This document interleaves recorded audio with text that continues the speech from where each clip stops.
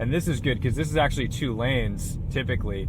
Obviously right now we can kind of not really do that, but yeah, this is a 2-lane on-ramp. So we've got, oh, this is beautiful. We don't want to be hot shots just because it is very slippery, and this is a bridge.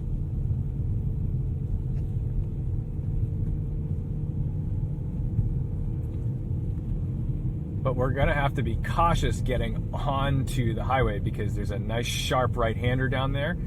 Uh-oh. Why is he stopped? Is he stopped? What am I seeing?